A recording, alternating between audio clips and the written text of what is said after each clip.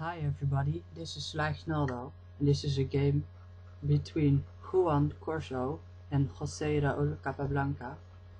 Jose Raul Capablanca, of course, was world champion, and he was one of the finest endgame players who ever lived, and a great positional player.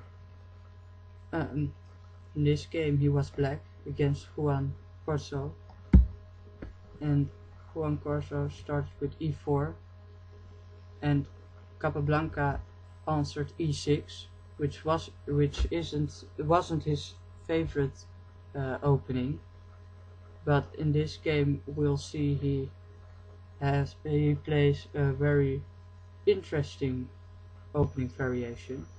After d4, d5, this is French defense, d takes, knight takes, and bishop d7.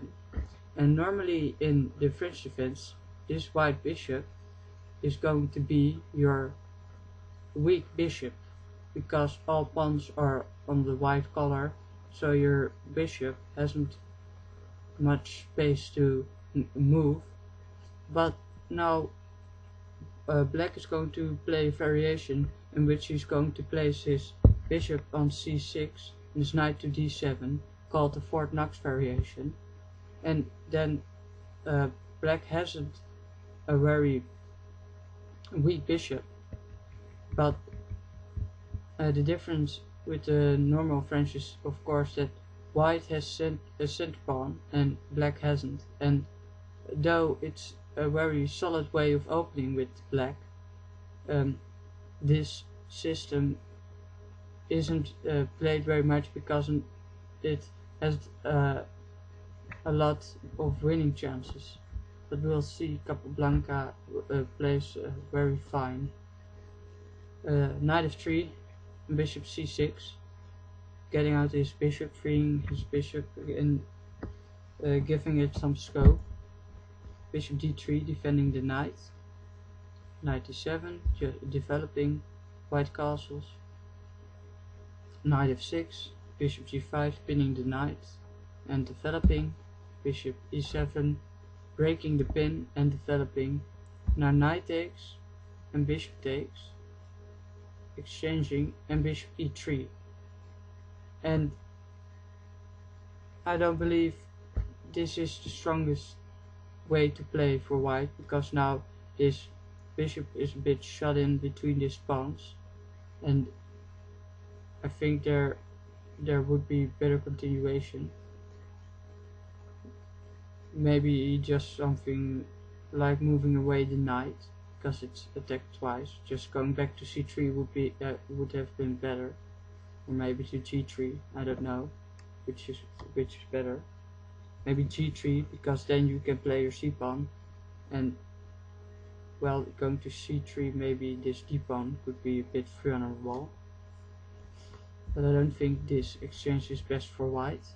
Now black castled and c3, and now this bishop on f6 is, well, biting on granite, because this pawn formation by white is quite strong, and this bishop can't do very much on this diagonal at the moment.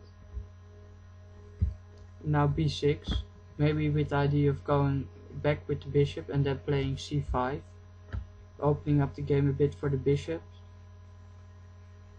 because when you have a bishop pair you should open up the game.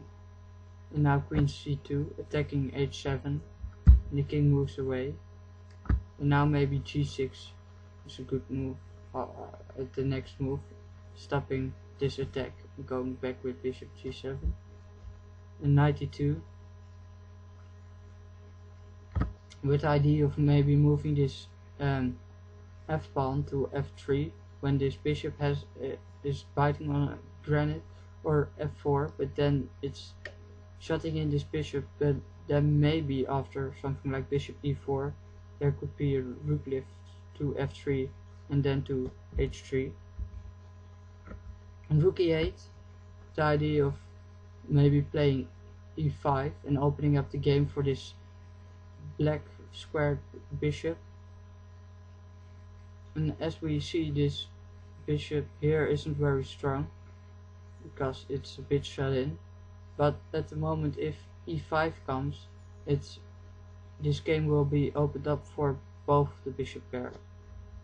So I don't know if it's the strongest idea.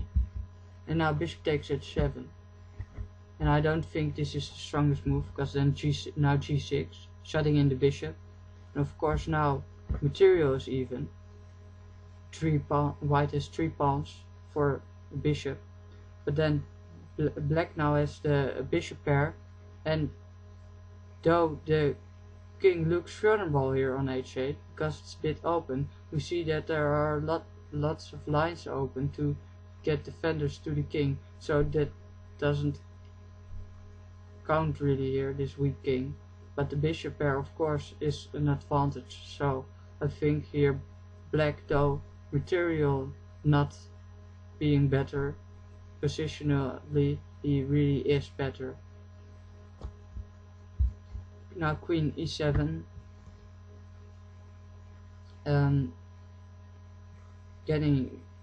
trying to get a queen trade, and of course now there's a rook battery here on the last file, and of course you want rooks to support each other. Now f4, and I don't believe this is a very strong move. I think this is blunder because of course it's just shutting in this bishop. And now queen h7, which I believe also isn't the strongest move, because now the queen just could move away, and then there's no problem. And I think rook g8 is the best. And then queen h5 has to be played, because if the queen moves somewhere else, this pawn on g2 of course falls. So queen h7 then, and then white has to exchange, and then after something like knight f3 you can just build up pressure here on the g2 pawn. But queen h7, and well, of course black here can trade it, white here is trade as well, because when he moves to b1 or something like that, then of course also rook g8, so maybe this is a strong move. I think rook g8 was more forcing. Queen takes, king takes, and now though this king is vulnerable, the queens are off the board, so now this king shouldn't have any problems, because mating attacks almost every time only work with the queens. And we see that that white is a bit undeveloped at the moment, so black really is winning now. Knight f3, getting it back to a better square, and rook g8, just getting on the open file, and rook e1.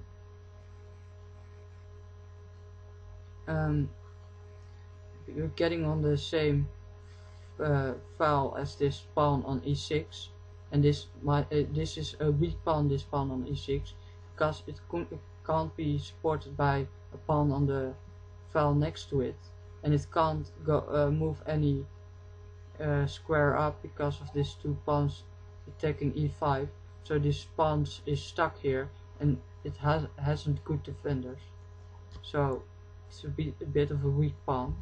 Now rook g6, just getting his own attack rolling.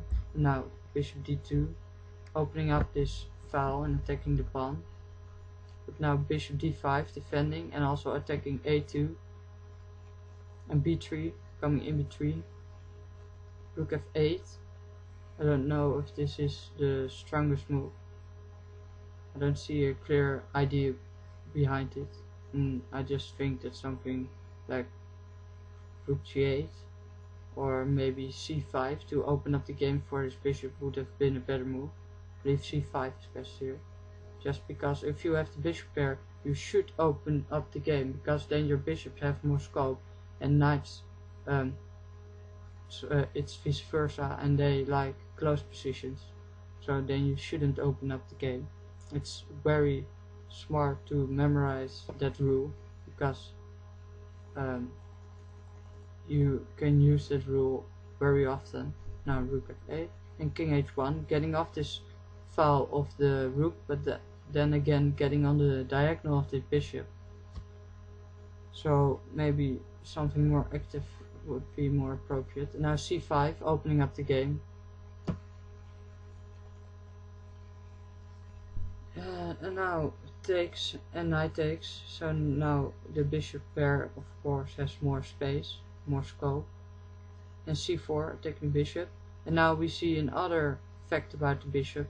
The bishop is like a cannon, and that's the reason why it wants open games, because then it can go to a distance, and like a cannon it can shoot from a distance. So bishop a8, now bishop b4, and rook g8 doubling. And now another blunder.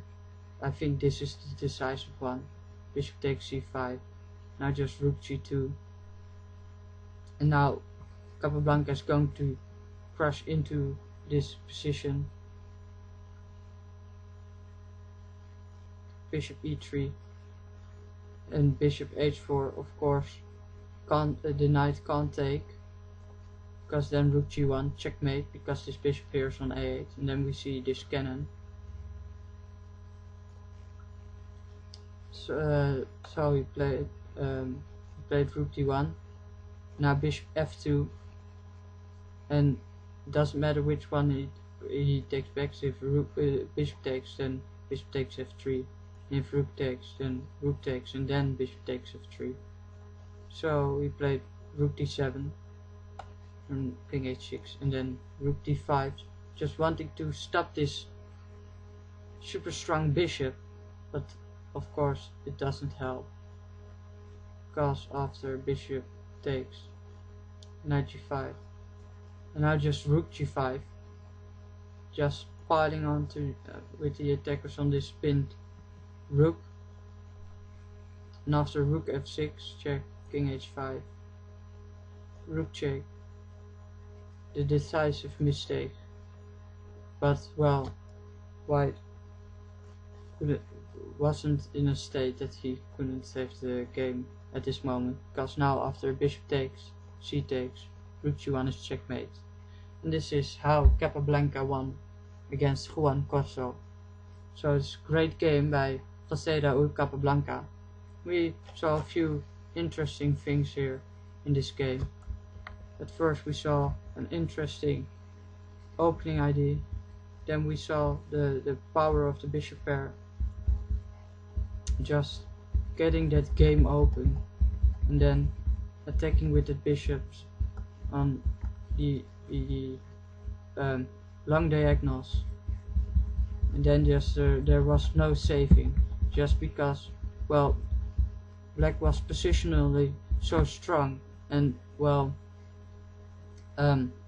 out of strong positions there should always come good tactics, and that's how Capablanca won this game.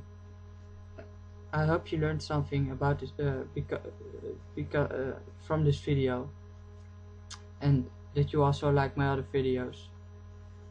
I hope to see you next time. Take care.